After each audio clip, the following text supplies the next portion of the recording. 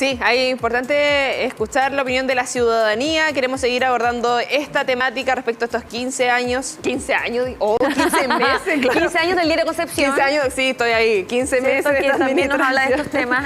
Sí, y bueno, también todo lo que hay con la administración, con el proceso constitucional. Para eso nos acompaña Andrés Cruz, abogado académico acá en la Universidad de Concepción, además ex constituyente. Andrés, un gusto que nos puedas acompañar de manera presencial. Hola, muy buenos días y muchas gracias por la invitación y a su disposición para poder conversar de temas tan importantes como es justamente la formación y la calidad de la información que está llegando a la ciudadanía con el objetivo de ir formando opinión. Sí, fundamental, y bueno, lo que queremos ir abordando durante esta jornada respecto a lo que significa obviamente esta cuenta pública, a lo que hay en torno obviamente a temáticas de seguridad, a lo que hay con este proceso constitucional y todas estas aristas cómo convergen y lo que se espera obviamente de estos anuncios. En primera instancia ahí respecto y haciendo la bajada lo que nos comentaba la ciudadanía ahí en el extracto que estábamos viendo.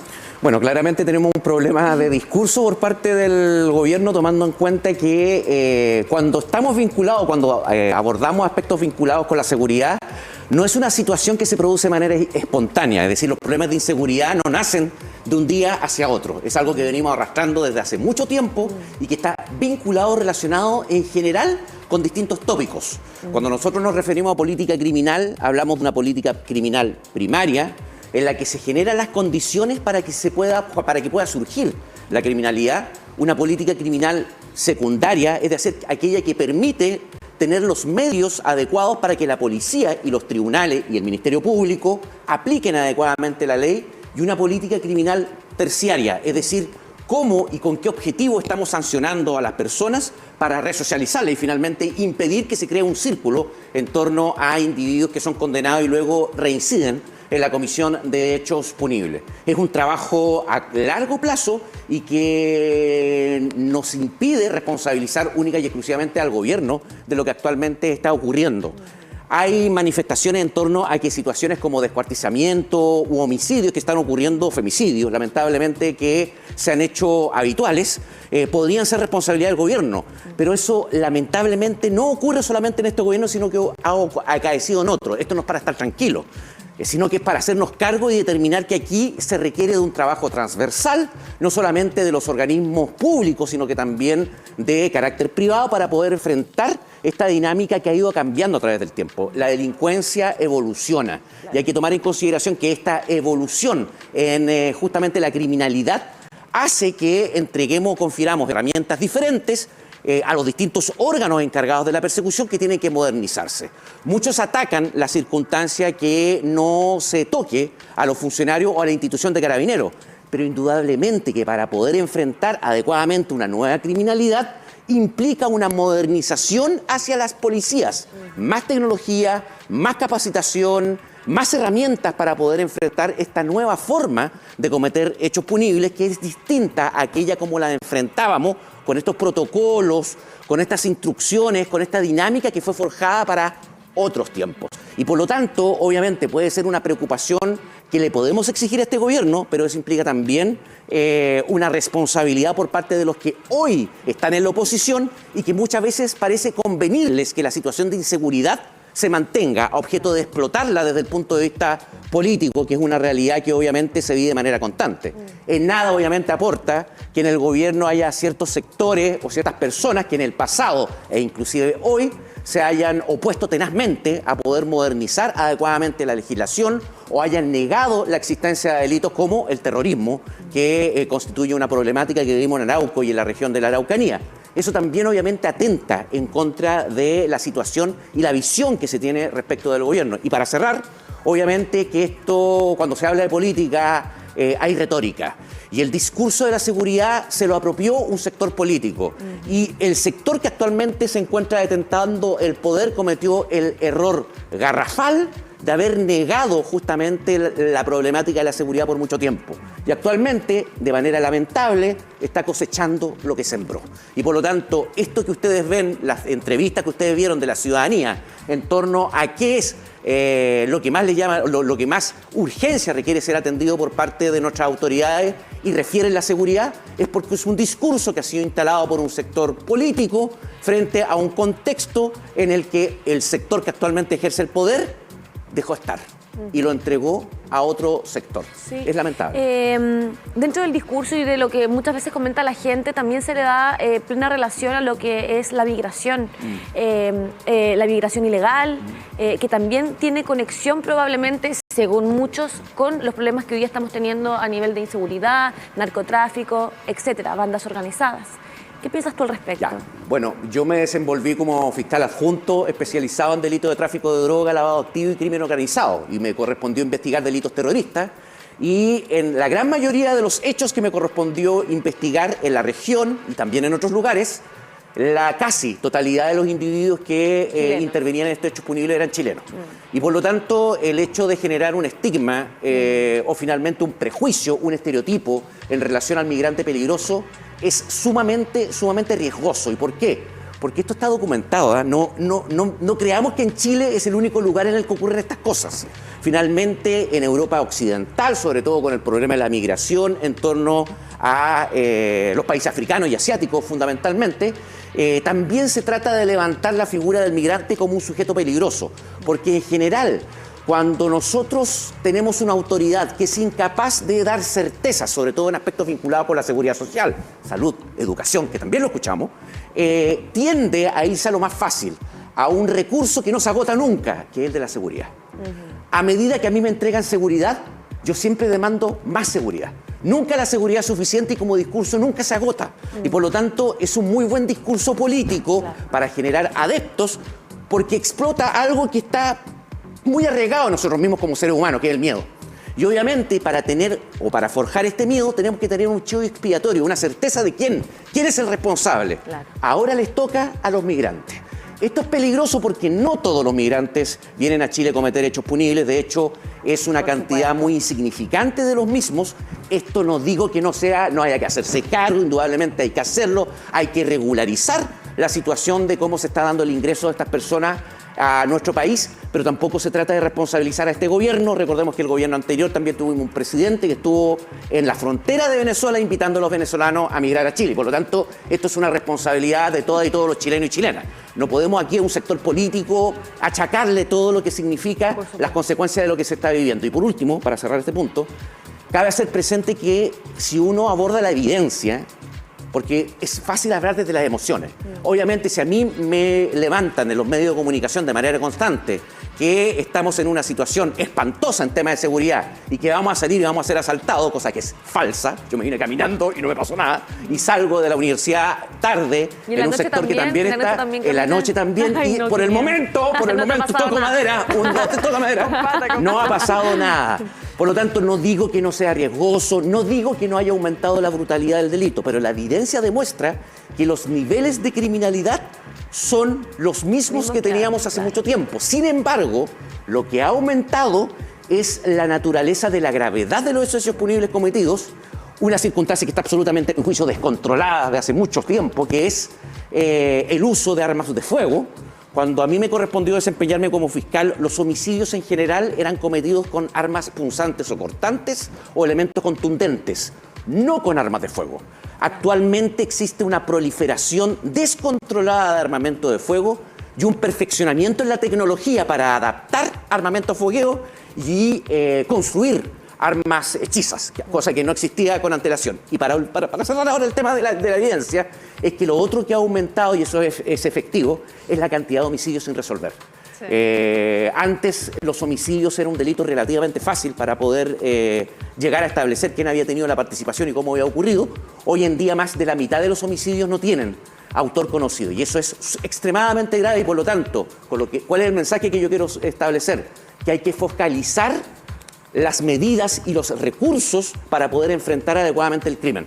Porque no podemos adoptar medidas dando palos a cualquier lado, porque lo queramos o no, nuestros recursos son limitados. Y por lo tanto hay que administrarlos de manera adecuada y no implicar o adoptar finalmente decisiones que son de carácter formal y simbólico, que finalmente van a generar amplia expectativa, pero a futuro mucha frustración, porque no van a rendir los resultados que uno persigue.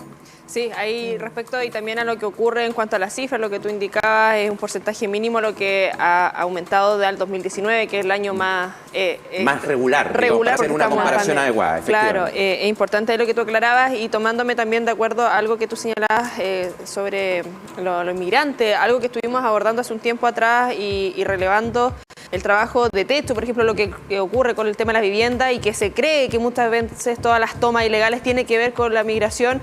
Era un porcentaje mínimo, no indicaba precisamente la directora acá local de techo, que era como un 5%, para no cometer ahí el error en cuanto, pero era menos de un 10%, así que ahí respecto a lo que tú indicabas y que hemos ido también detallando en otras oportunidades. Estábamos viendo mientras tú comentabas, Andrés, imágenes precisamente en vivo y en directo, y ahí nos sumamos nuevamente a la señal de lo que va a ocurrir ya en 8 minutitos más. Esperemos ahí que empiece puntualmente esta cuenta pública y destacar también lo que va a significar esto en torno a lo que significó el año pasado, todavía con medidas sanitarias, todavía habían personas con mascarillas, con aforos reducidos, lo que se espera también para esta cuenta pública en cuanto a extensión, algo similar a lo que ocurrió el año pasado, cerca de 2 horas, una de las más extensas de la vuelta a la democracia, y algo que no queremos dejar pasar, y considerando el tiempo y estos 8 minutitos que nos quedan, Andrés, como ex constituyente y lo que significa este proceso, nuevo proceso constitucional, este 2.5 que ya estamos hablando en alguna medida con lo que significó el primero con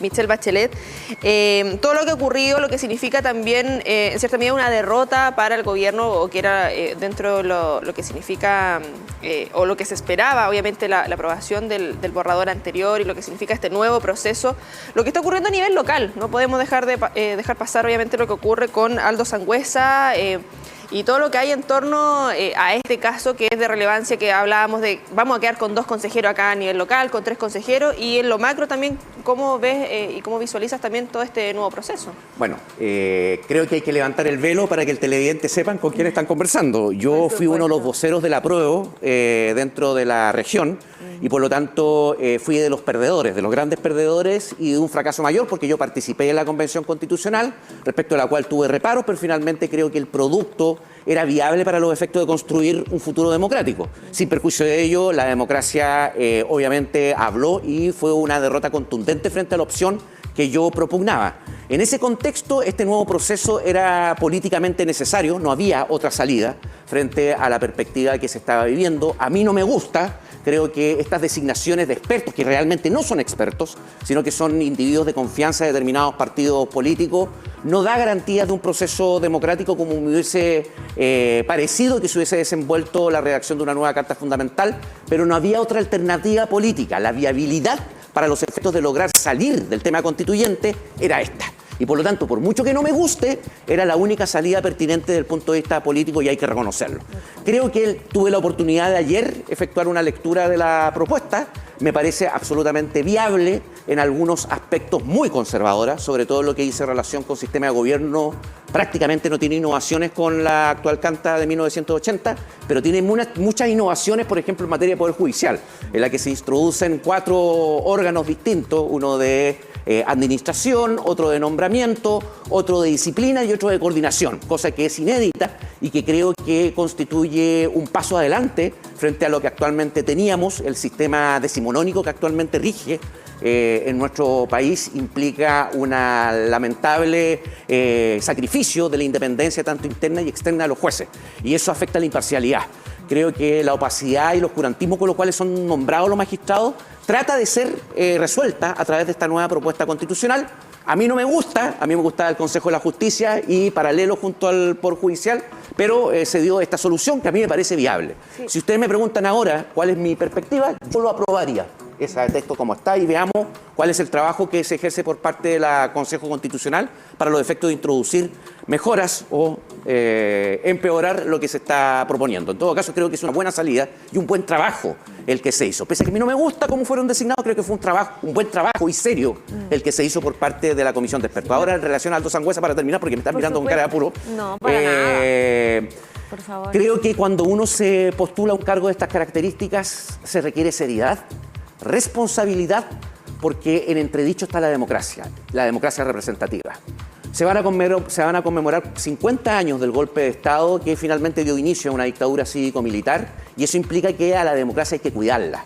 Por lo tanto, todo este tipo de manifestaciones de irresponsabilidad y de falta de cuidado de los partidos políticos para los efectos de designar adecuadamente sus candidatos ponen en entredicho esto. Y eso es lo que a mí me preocupa. Creo que el tribunal, el Tricel, resolvió de manera adecuada, rechazando la renuncia, tomando en consideración que él, es de un aspecto formal, porque Aldo Sangüesa no había asumido el cargo aún, pero a diferencia de lo que ocurría en el proceso anterior, recordemos que para los efectos de renunciar al cargo de diputado o de diputada, que eran las normas que se nos aplicaban a nosotros los convencionales constituyentes, tenía que haber una circunstancia muy específica que impidiera el ejercicio de la función. Hoy en día esto fue solucionado en la nueva propuesta, atendido el efecto Rojas Vázquez, y el Tricel puede calificar si es que la renuncia del consejero es viable cuando le impida el ejercicio de su función. En este caso, yo no veo cómo el hecho de haber sido formalizado y suspendido condicionalmente por un delito que es atentado a la moral y las buenas costumbres puede impedir al individuo ejercer el cargo. Podemos tener cuestionamientos morales y éticos, no me cabe la menor duda, pero existe una responsabilidad en torno al postulante y al partido al que renunció, es cierto, pero el partido fue el que lo postuló, el partido fue el que lo financió, el partido fue el que lo promovió, y por lo tanto, por mucho que renuncie al partido, uno echa de menos que nos hagamos cargo justamente de las consecuencias que se derivan de la mala designación de los candidatos. Y también apelar al candidato para que se haga responsable justamente de los votos que están detrás de él, porque de otra manera eventualmente nos quedaríamos sin un representante, atendido que no podría ser reemplazado, y eso afecta también los porcentajes, los quórums que deben ser acatados o cumplidos dentro de esta nueva propuesta. Y ya que mencionas al partido, bueno, partido que lleva prácticamente la mayoría. Correcto, 22 consejeros para los efectos de lograr, junto con las alianzas, que no me cabe la menor duda que se van a dar de los sectores más duros de la UDI y de Renovación Nacional, podrían finalmente manejar el contenido de esta nueva carta, redacción de una nueva carta fundamental. Pero así fue la decisión de la ciudadanía, y por lo tanto, si esa fue la decisión de la ciudadanía, veremos el producto que finalmente nos ofrecen para pronunciarnos en el plebiscito de salida, aprobando o rechazando la misma. Sí. Andrés, hoy día también reconocer en tu experticia como abogado y como ex constituyente, ¿qué esperas para hoy? En un momento tan importante donde vamos a conocer detalles de los aciertos, desaciertos y de todos los planes que se tienen como gobierno. Bueno, creo que hay que tomar en cuenta que se trata de un gobierno que asume en condiciones bastante especiales, tomando en consideración que venimos saliendo de una pandemia y de un estallido social, no es menor, con todas las consecuencias económicas, políticas, culturales, psicológicas que esto trae aparejado, y que nos convoca a poder enfrentar los desafíos de Chile en el contexto latinoamericano y en el contexto mundial de una forma diferente a como se estaba haciendo con antelación. Hoy en día los pivotes izquierda y derecha, frente también a una forma de participar electoralmente de manera obligatoria, ha cambiado totalmente los ejes en los cuales se hace política. La ciudadanía en general ya no es permeable, o ya no se siente atraída, o ya no toma decisiones sobre estos ejes de izquierda o derecha. Y por lo tanto, la manera de poder reencantar al elector, al ciudadano, a la ciudadana, es justamente planteando dinámicas que correspondan a los pivotes que le interesan. Y creo que las temáticas están instaladas. Y creo que el gobierno de Gabriel Boric ha hecho bien en términos de ir reemplazando de a poco a aquellos ministros que se mostraban con posturas mucho más duras en determinadas materias, introduciendo a una Carolina Toá, fortaleciendo a un Mario Marcel, introduciendo al profesor Luis Cordero, a Van Karen como ministro del Exterior. Y creo que ese camino de la socialdemocracia liberal creo que es la adecuada para los efectos de poder enfrentar lo que queda del gobierno. Yo espero que el gobierno se haga cargo de esas circunstancias.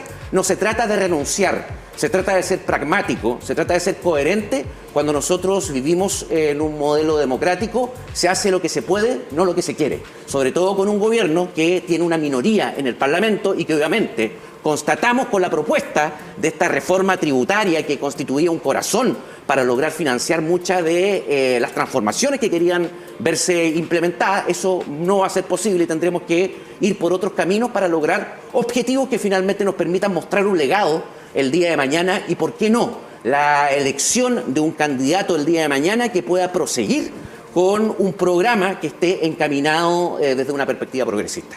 Sí, estamos viendo precisamente en imágenes lo que está ocurriendo en estos momentos en vivo y en directo. Estamos ahí en la señal. Porque habíamos tenido, acá había un tuit hace como 3 minutitos ahí de la cuenta de Gabriel Boric que iba saliendo con la ministra Toá y ya está llegando al Congreso y nosotros queremos obviamente estar atentos respecto a todo esto y lo que significa. Y para ir cerrando y redondeando, Andrés, bueno, algo que hemos destacado ya con el otro invitado, obviamente, lo que significa esta cuenta pública ya más real en torno a lo que significa la gestión y lo que significa las proyecciones además para estos próximos 3 años. Tú señalas, claro, no se hace muchas veces lo que se quiere, sino lo que se puede con los elementos que tenemos.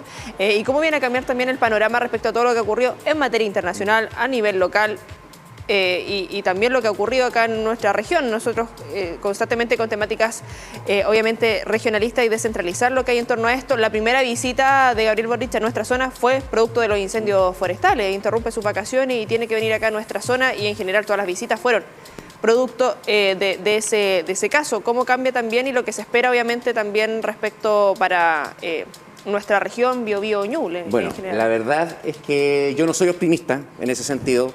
Creo que el gobierno finalmente ha caído en las mismas prácticas de las anteriores administraciones, independientemente del color político, en las que las decisiones están absolutamente anquilosadas en un determinado lugar del territorio y entre determinadas comunas, a las que hoy en día agregamos a Ñuñoa, a Lo Barnechea, Providencia, Las Condes y hoy Ñuñoa, también dentro de aquellas comunas en las cuales se encuentran las personas que toman decisiones importantes. Hemos nuevamente quedado en un segundo lugar. Si bien es cierto, hay una propuesta de descentralización financiera, que creo que es importante que se apruebe, que se promueva y se apruebe. La verdad es que soy poco optimista porque uno constata que frente a las decisiones de los partidos políticos, que son los que detentan el poder en este país desde el punto de vista, obviamente, de la coyuntura política, la comisión de expertos, que fueron los que redactaron la nueva propuesta constitucional, son todos de Santiago, excepto una persona, todos son de Santiago, y por lo tanto su sensibilidad y preocupaciones están derivadas en eso,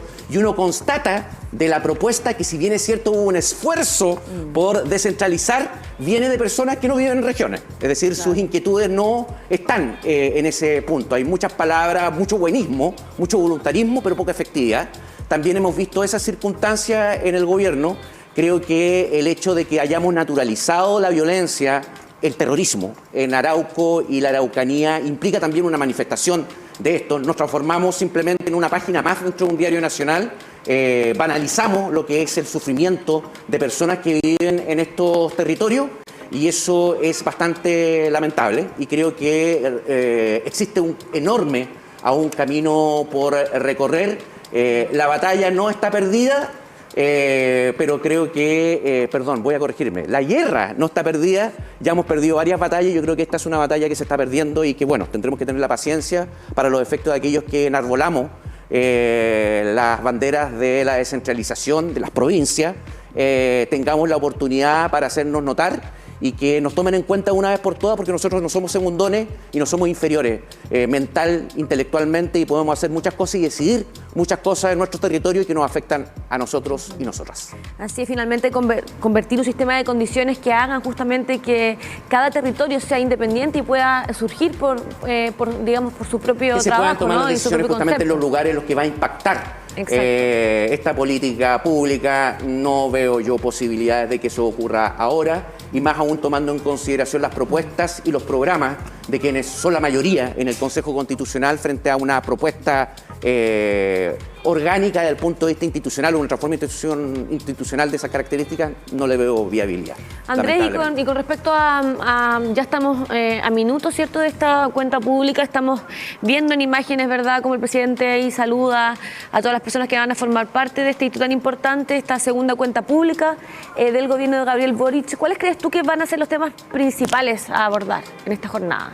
A mí me da la impresión que deberían ser, obviamente, temáticas vinculadas con la seguridad. Hay que recordar, en todo caso, que hay un proyecto de ley que ya fue aprobado, que está incorporado ya en nuestras disposiciones, que es la enajenación temprana de bienes, proveniente esencialmente de lo que es el tráfico de droga y el crimen organizado, que es un tremendo avance, lamentablemente poco o mal comunicado, pero que es un tremendo avance que no existía con antelación.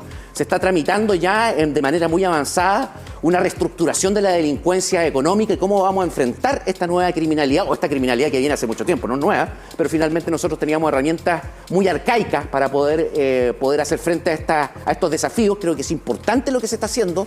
Me da la impresión que por ahí va a ir el discurso, promoviendo aquellos proyectos de ley que están enfocados desde esa perspectiva y sin perjuicio de los desafíos que vienen también a partir, por ejemplo, de lo que está vinculado con el aumento del sueldo mínimo, cómo se va a implementar finalmente la rebaja de la jornada laboral, cómo vamos a administrar adecuadamente la ley del royalty minero, especialmente cómo vamos a enfrentar los desafíos que implica la explotación del litio. Creo que hay mensajes, creo que hay aspectos que se pueden abordar de manera responsable para todo el camino que tiene un gobierno de 2 años todavía.